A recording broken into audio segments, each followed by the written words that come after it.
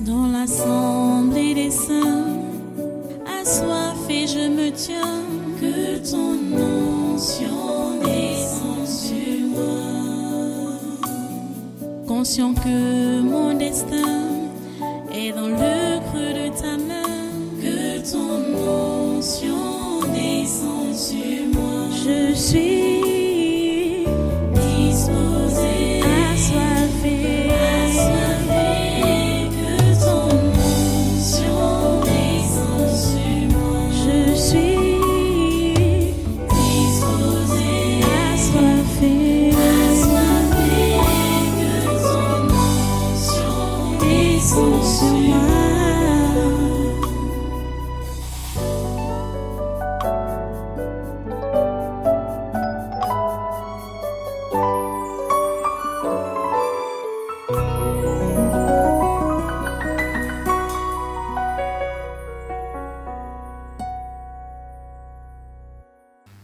Vous comprenez?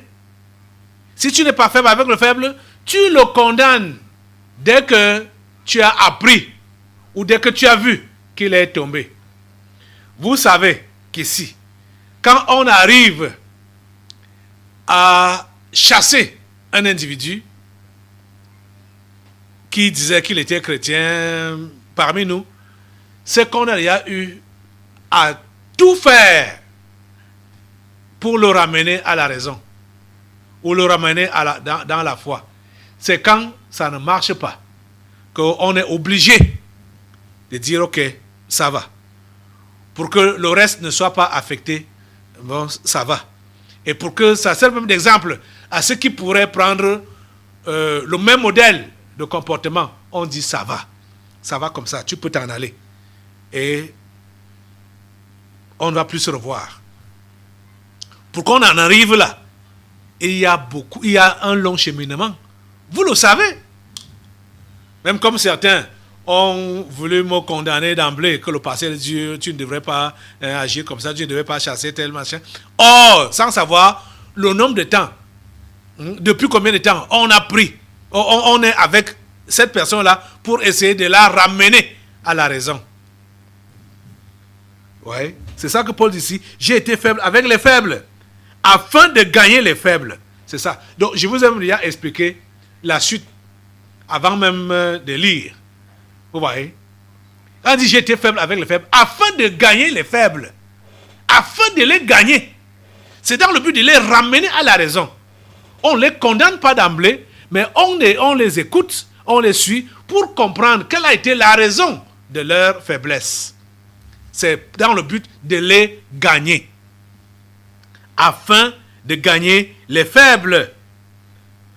Vous voyez? Il dit, je me suis fait tout à tous, afin d'en sauver de toute manière quelques-uns. Là, il reconnaît même que ce n'est même pas possible de sauver tout le monde. Mais il faut essayer de comprendre les raisons qui ont fait chuter l'un ou l'autre et essayer de les ramener à la raison pour les sauver. Ce n'est pas qu'on s'embourbe avec eux. Donc, comme quelqu'un est tombé dans la fornication, toi aussi tu forniques avec la personne parce que tu sympathises avec lui. Ou quelqu'un vole, oui, bon, et vient même te dire, voilà, j'ai volé, tu prends l'argent du vol pour utiliser, donc sympathiser avec lui. Hein? Non. Ce n'est pas ça que ça veut dire. Ce n'est pas ça que ça veut dire. Parce que je vous dis que plusieurs comprennent ça dans ce sens-là, que Paul dit que comme il a été fait avec le faible, il a été juif avec les juifs, il s'est comporté avec les circoncis comme les circoncis, avec les incirconcis comme les incirconcis. Ils vont donc croire que Paul adoptait le comportement des païens quand il est au milieu des païens. Ce n'est pas ça que ça veut dire. On va revenir amplement sur ça là, peut-être demain. Vous voyez? Il précise les raisons qui l'ont amené à ne pas repousser d'emblée quelqu'un qui est devenu faible, quelqu'un qui est tombé. Il donne les raisons. C'est pour le ramener. C'est pour sauver cette personne. Vous comprenez? C'est là notre objectif. Donc, c'est pourquoi il peut donc dire que je fais tout à cause de l'évangile. Je fais tout. C'est-à-dire, tout ce qui est possible de sauver une âme. C'est ça que je fais. Mais ce qui peut scandaliser, ce qui peut faire fermer le cœur de quelqu'un à l'évangile, je ne fais pas ça. Mais c'est pour sauver que je suis prêt à tout. Et je suis prêt à payer le prix. Donc, verset 25, tous ceux qui combattent s'imposent toute espèce d'abstinence. Donc, des privations. Tous ceux qui combattent. Et il dit que, et ils le font pour obtenir une couronne corruptible. Mais nous, faisons-le pour une couronne incorruptible. Donc, des privations, des abstinences, le renoncement à toi, à tes privilèges, à tes avantages, à ton élévation. Les privilèges, tous les privilèges qui sont qui tournent autour de ta personne, tu dois les mettre de côté quand une âme est en danger de mort. Même si tu avais raison, même si ça devait te donner la promotion, ou ça devait te donner beaucoup d'argent, ou ça devait te donner la notoriété, tu es appelé à t'en abstenir. Tu es appelé à consentir des privations pour que une âme soit sauvée ou des âmes soient sauvées. Tu comprends ça? Donc, si tu n'arrives pas à gagner donc, le combat avec les adversaires intérieurs, tu ne pourras pas gagner le combat avec les adversaires extérieurs. Vous comprenez que notre moi doit être réellement être maintenu sous nos pieds, de façon à ce que nous ne puissions pas chercher à faire prévaloir nos intérêts, mais à nous éclipser, même quand nos intérêts sont mis en jeu, pourvu qu'une âme soit sauvée. Je dis une âme soit sauvée. Vous n'allez pas sauver toutes les âmes. Donc, ces gens, par exemple, qui ont autour d'eux des âmes ou des gens qui les entourent, et il leur est demandé de se retirer, de ne pas se compromettre, de ne pas continuer à cheminer avec ces gens-là. Et ils vont dire, oh, si je les abandonne, qu'est-ce qu'ils vont devenir? Si je les abandonne, comment ils pourront écouter l'évangile? Comment ils pourront être sauvés? Et si je les délaisse? Or, il est en train de compromettre le salut de quelques-uns parmi eux qui peuvent être sauvés, ou de l'une de ces âmes qui peut être sauvée. Si lui, il prend la décision de se retirer carrément de tout ce lot-là pour voir donc qui est de Dieu et qui peut le suivre. Vous comprenez? Oh mon Dieu. Il faut que vous compreniez ce que Dieu veut de vous. Dieu veut que vous puissiez payer le prix. Il veut que vous puissiez payer le prix. Et c'est pourquoi il dit, moi donc, en prenant l'exemple sur lui-même, Paul, verset 26 de 1 Corinthiens 9, moi donc, je cours, non pas comme à l'aventure, je frappe, non pas comme battant l'air, mais je traite durement mon corps, je le traite durement, et je le tiens assujetti, de peur d'être rejeté moi-même, de peur d'être moi-même rejeté après avoir prêché aux autres. Vous voyez donc qu'il est possible de prêcher aux gens, ils sont sauvés, et soi-même on est rejeté. Pourquoi? Quand on a cessé d'être rigoureux avec soi-même. Donc, quand on est devenu indulgent et quand on ne combat plus rigoureusement et vigoureusement contre sa personne,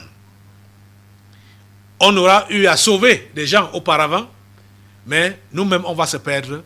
Pourquoi? À cause de notre indulgence. Vous comprenez? Ce combat pour le salut des âmes et de ton âme, ça commence par le combat contre ton moi. Tu ne dois pas être indulgent, tu dois traiter durement ton corps. Tu dois t'imposer des abstinences, des privations. Tu dois t'imposer des privations. Tu dois abandonner tes privilèges. Et tout ce que tu dois faire, tout ce que tu dois dire, tout ce que tu dois penser, ça doit tourner autour du progrès de l'évangile. La foi de l'évangile. Donc, quand tu veux agir, ou tu veux parler, ou tu veux faire n'importe quoi, réfléchis. Vois si cela sera un avantage pour l'évangile ou alors ce sera une entrave contre l'évangile. C'est ça. Donc, ne fonctionne pas en l'air comme ça. Non, tu dois fonctionner avec objectif et tu dois savoir où tu vas. Tu dois savoir ce que tu fais et tu dois savoir que tous tes actes, toutes tes paroles, tout ce que tu fais a des conséquences, soit positives pour l'évangile, soit négatives pour l'évangile. Pense-y et n'agis plus n'importe comment. Ne fais plus n'importe comment. Fais tout en tant qu'esclave de Dieu pour favoriser l'évangile, pour avoir donc une conduite digne de l'évangile de Christ. Fais tout pour l'évangile, comme Paul a dit, afin d'y avoir part. Tu as compris ça? Lève-toi sur tes deux pieds maintenant pour faire cette prière à Dieu et prendre cet engagement, comme Paul a, pour tout faire pour l'évangile. Fais tout pour l'évangile afin d'y avoir part. Pense à ce que toute action de ta part, tout acte de ta part a des conséquences sur l'évangile, soit des conséquences négatives ou des conséquences positives.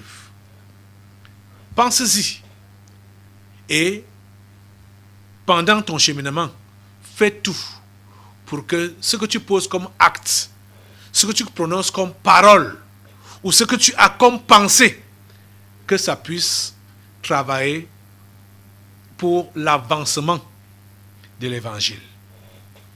Prends cet engagement-là, prends ces décisions-là et comprends que ça passe par le traitement dur de ton être. Traite durement ton corps, ta chair. Ne blague pas avec l'ennemi intérieur qui est le moi là. Ne blague pas avec lui. Traite-le durement. Maintiens-le assujetti. De peur que tu sois rejeté. Alors que depuis là, tu as essayé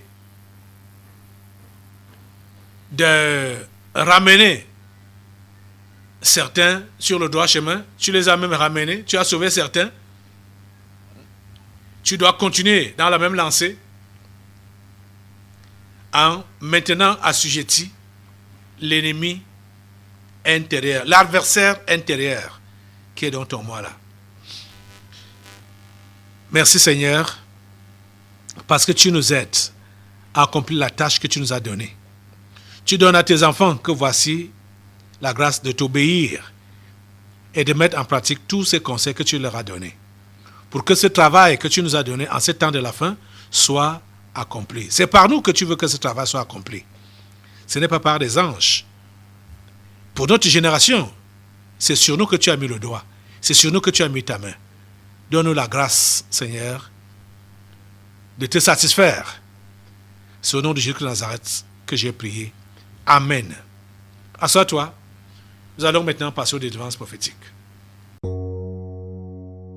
Dans l'assemblée des saints, assoiffé je me tiens, que ton onction descende sur moi. Conscient que mon destin est dans le creux de ta main, que ton onction descende sur moi. Je suis disposé, assoiffé, que ton onction descende sur moi. Je suis disposé, assoiffé, que ton onction descende sur moi.